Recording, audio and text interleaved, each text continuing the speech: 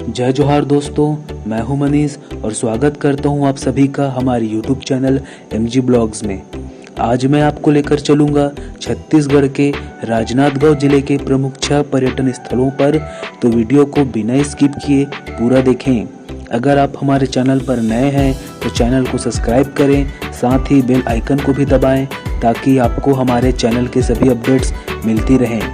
दोस्तों, अगर आपको इन 6 जगहों का डिटेल वीडियो चाहिए तो हमें कमेंट में ज़रूर बताएं। तो पहला पर्यटन स्थल है छत्तीसगढ़ के पावन धार्मिक स्थलों में से एक राजनांदगांव शहर का एक मंदिर बर्फानी धाम।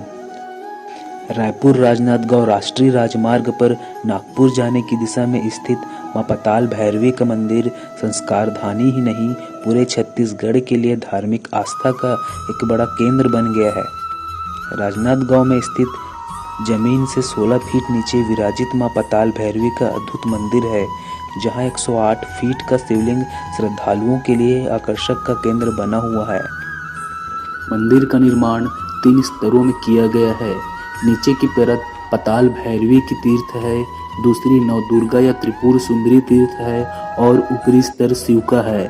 धार्मिक आस्था के साथ ही आध्यात्मिक और सेवा केंद्र के रूप में भी मंदिर की प्रसिद्धि देश भर में होती जा रही है। शरद पूर्णिमा के दिन यहाँ आस्था मेला लगता है।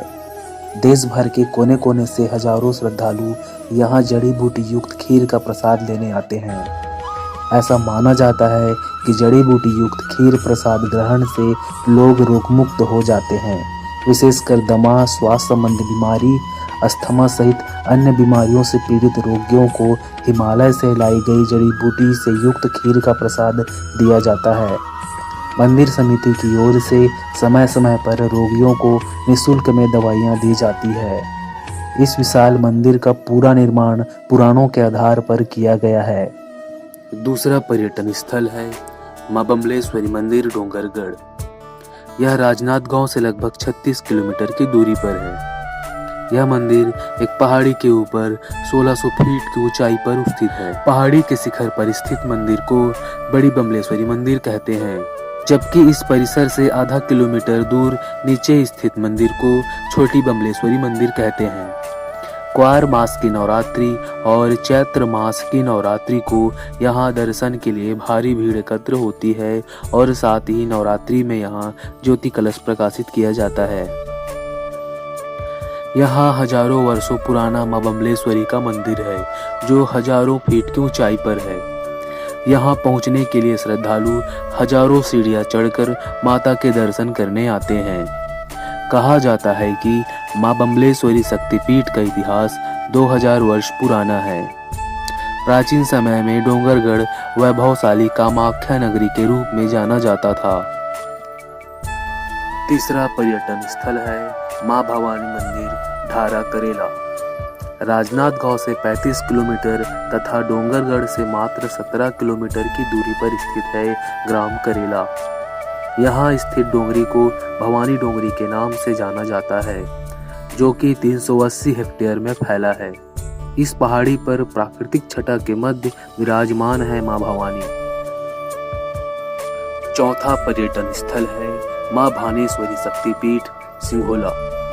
जिला मुख्यालय से लगभग 8 किलोमीटर दूर सिंघोला में मां भानेश्वरी देवी शक्तिपीठ स्थित है।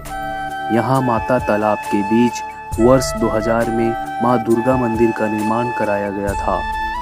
20 साल पूर्ण होने पर यहाँ पहली बार डिजिटल लाइट शो का आयोजन नवमी के अवसर पर किया गया। यहाँ पुरुषों के द्वारा जोत जवारा विसर्जन किया जाता है। मान्यता है कि माता की भभूति से दुख दूर होते हैं। मां भानेश्वरी ने यहाँ 1975 में समाधि ली थी। इसके बाद यहाँ मुख्य मंदिर बनाया गया। पांचवा पर्यटन स्थल है मनगटा जंगल सफारी। यह राजनांदगांव से लगभग 20 किलोमीटर की दूरी पर है। मनगटा के इस पर्यावरण पार्क में अभी 250 चीतल, 150 जंगली सुअर, मोर, लकड़बग्घा, खरगोश, जंगली बिल्ली व अन्य छोटे छोटे जंगली जानवर हैं। यहाँ चीतलों की संख्या काफ़ी है। इस कारण पर्यटकों के लिए यह आकर्षक का केंद्र बना हुआ है। अगला पर्यटन स्थल है मोंगरा बैराज। मोंगरा बैराज बांध छत्तीसगढ़ के राजनांदगांव जिले से लगभग 62 किलोमीटर एवं अंबागढ़ चौकी तहसील मुख्यालय से लगभग 10 किलोमीटर दूर है। यह शिवनाथ नदी पर बना हुआ है।